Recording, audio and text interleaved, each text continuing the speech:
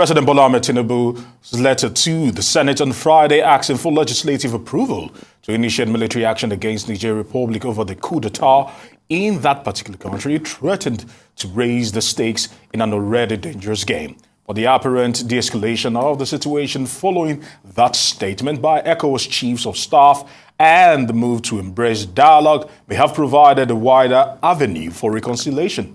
We have in the studio Achike Chude, who is an African affairs analyst, and he joins us here in the studio. I want to say thank you very much for joining us. Thank you for having me. And the clock is ticking. The deadline is almost over. It seems like a game of chess. Who will blink first? Talk to us at this moment in time. What is the best route out of this sticky situation that is like sitting on a keg of gunpowder? Yeah, obviously we can breathe a little bit easier following the statement from the ECOWAS chiefs of staff. Obviously, it wasn't a decision by them, but a decision by the political heads of ECOWAS. Perhaps they might have been precipitate in the initial reaction to the coup, a reaction of anger and frustration that, after about 4 or 5 years of consistent military coups across the subcontinent, that it seemed as if there was no stop. And so perhaps there was a thinking that something drastic needed to be done. And so instead of the carrot, the stick was used in terms of the threat that was issued to the military junta. And so it is refreshing to hear that even though the president had also transmitted or sent a letter to the Senate for approval to use military action. But obviously, a lot of people feel that that is not the way to go. If you look at the history of Nigeria in the continent, Nigeria has always been the benevolent partner in the continent. We have used our size wisely, and we have always used it well for the liberation of Africa. And, history is replete with what we have done in the African continent. The trust of our foreign relations, has always been Africa first. It has always been Afrocentric. How do we protect the African continent? And we did that bounteously in places like South Africa, Zimbabwe, Mozambique, and so we had always been there for the rest of Africa, even though there's the argument that we didn't really derive much in terms of what we get back from all of this, because it's all about national interest. So even when you intervene in other states, even within the African continent, there must be some benefits that should accrue to you for the sacrifices you're making. We have not gotten much, but beyond that is the fact that it's unheard of, really. It's not in our nature and character to launch wars, against other countries. Yes, we would understand the background to this, the military coup, and the fear that if care is not taken, it could spread even to a country like Nigeria and other countries that have not experienced it. We had how many years of military interruption in our democratization process, and so we know it's not the best option. But when you get to that level of you want to move towards a war, it causes a lot of panic. The consequences are grave and they are severe, and then we don't want to have another Ukraine on our doorstep just beside. We don't want to have another Zelensky, who it would appear has little say over the engagement of his country, even with Russia. The strings from what we have seen seem to be pulled from other sources. And so you now have a situation where about a quarter of the population of Ukraine has left that country and have vowed never to come back.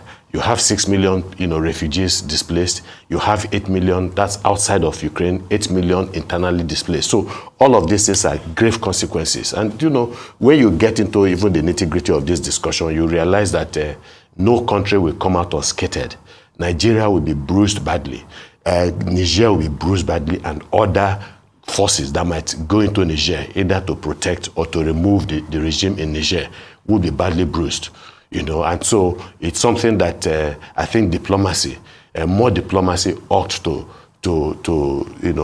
be used right now. For now, the military option is actually, and of course, you also need to have a broad-based support from your citizens for war.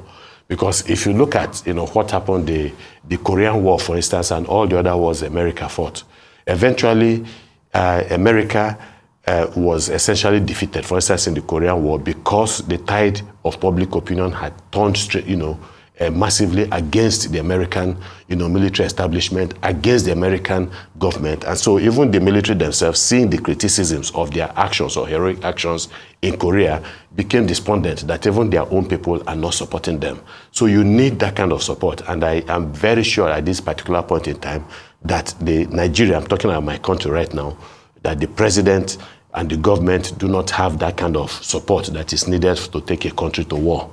All right, Achike. Now, if ECOWAS fails to act like it is doing now, so what's the implication, a wide implication for the bloc on military coups occasioned by Russian influence and the continent as a whole? We are seeing a denunciation of the earlier ties of to France, Francophone, to that extent, and of course an embrace of Russian influence, as it were, the Wagner Group and all that. Of course, we know the manipulative tendencies of that action, as it were, taking into consideration the milking of the natural resources of that to fund the mercenary activities, as it were. So on a wider context, if ECOWAS didn't do what it was supposed to do, of course, the charter of which all of them were signatories to when it comes to military coups, forbids all of this happening. And then we're tilting towards that, as it were. Yeah, but again, this is a long story. I mean, you're talking about the Russians now, the Wagner group. You're talking about Chinese growing influence in Africa. You're also talking about the age-old influence, neo-colonial influence and imperialist influence of the capitalist West in Africa and the continent. And then you look at the continent as the continent is today. What the richest continent in the world, without any doubt, but the poorest, and then why is that so?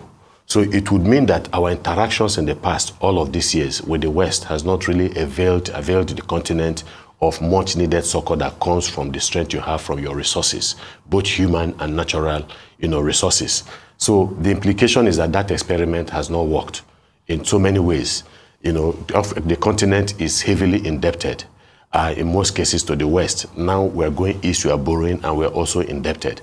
Of course, that does not exonerate African political leadership from misgovernance of the rich resources of the continent. So they're as much as to blame for as others, more than others for what is happening. Because there is this generally accepted position that Africa can never be saved unless Africa saves itself. So we find ourselves in that dilemma. Yes, if you remove the French forces, because they have not thrived under French, neo-colonial structures.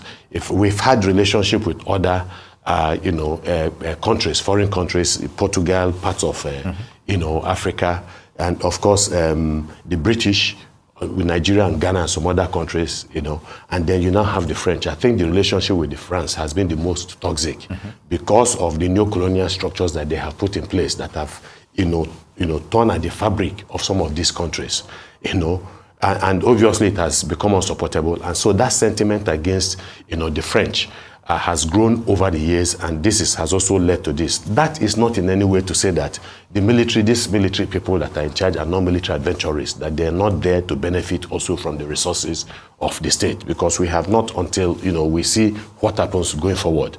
But the reality, is that we need to be careful. That's what I was talking about in Ukraine. We do not want to fight a proxy war, on behalf of the great powers. The consequences will be devastating. And because what they are going to do is that they're going to keep on pumping weapons, all manners of weapons. And already you have borders that are porous, that are being exploited by all kinds of criminal elements, deviants, social deviants, bandits, and all that. So they're going to pour into Nigeria's border. You have an army that is stretched tight in this country because they are operational in different areas of conflict in Nigeria, across the country. You want to burden this army again with this kind of situation. And don't forget that about 75% or 80% of our troops and our resources will be used. Forget the fact that, yes, there are other countries within ECOWAS. The expectation is that Nigeria is going to lead, and Nigeria will do, virtually everything when it comes to dislodging this. And we do not have the resources, neither do we, either in terms of men, in terms of material. So we need to do whatever. So as for the Wagner Group, there's always that possibility, that you are going to, you're replacing, one devil with another devil. So we need to be very, very careful about all of this. Just quickly, let me just throw this one in. Now, first of all, people seem to say that this is almost a pseudo-conflict playing out between America here in Nigeria, so to speak, and Russia in Niger. Talk to me about this, and how can ECOWAS use this opportunity to capture its old glory and its influence on the continent of Africa? Yeah, I think the blight of Africa has always been the disposition of African political leaders. It is not as if we have not had bright spots. You're talking about the history of Africa. We had a Kwame Nkrumah at a time. We had a Thomas Sankara at a time and all that. But these are people that were active during the Cold War, when the battle between the NATO allied countries and the USSR allied countries was intense. And so whenever you tilted, you wanted to move to one direction, you became the enemy of the others. And so foreign intelligence agencies have been involved in the assassination of African political leaders whose ideological fixation and commitment to the African continent was in contradiction to their strategic national security interest. So it's all about, of course, geopolitics. Once they have defined what constitutes their national security interest, every other thing that stands in the way, they get it out, including the assassination of foreign, political leaders. And that has been there.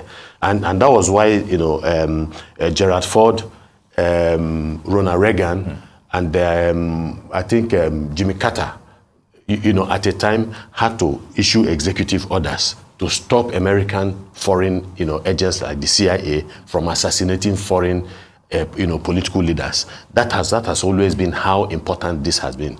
So the issue, and there's this saying, and that obviously it is true, that once Africa is allowed to develop, then some of the economic advantages that the rest of the world has would cease. So the issue, and the typical example is Congo Democratic Republic.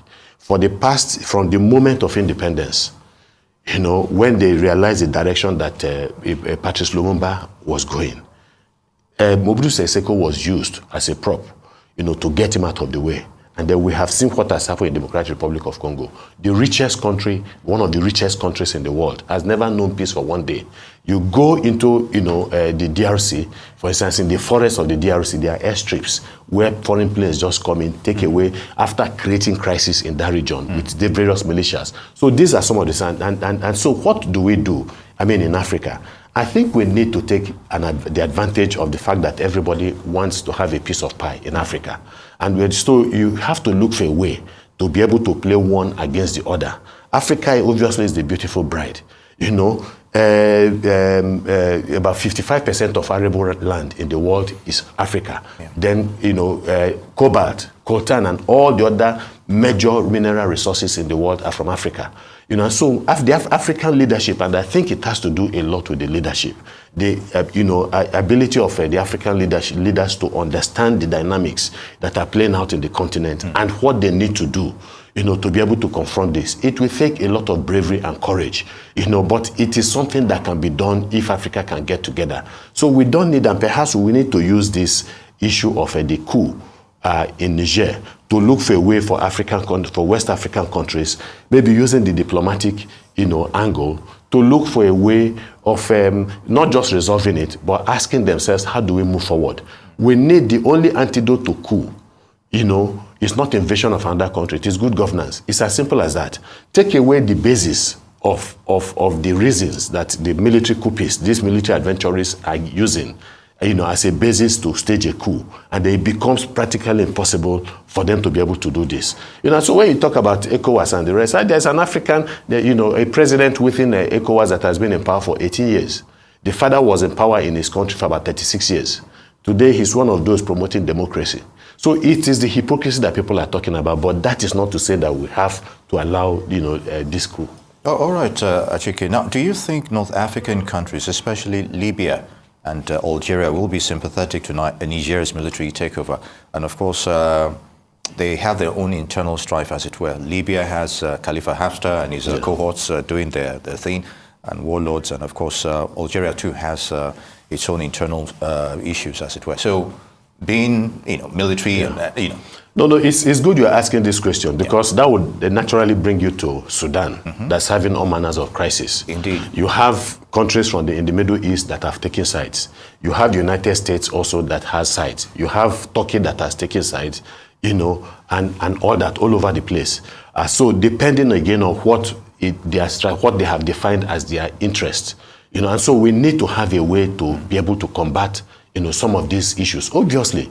And I think Nigeria, we're told that ECOWAS has also sent delegations to Libya, just like you talked about, then Algeria, because obviously Algeria has made statements in support of Niger, that they might get involved. If you look at the history of Algeria, you would also understand this is their anti-imperialist stand. You will understand where they are coming from, why they made that statement. So we need to be able to nip all of these things in the bud. Right. Yeah. Okay, we just want to say thank you very much. It's unfortunate we're out of time, although you didn't answer my question. Okay. But we'll leave that for another time. All right, thank you.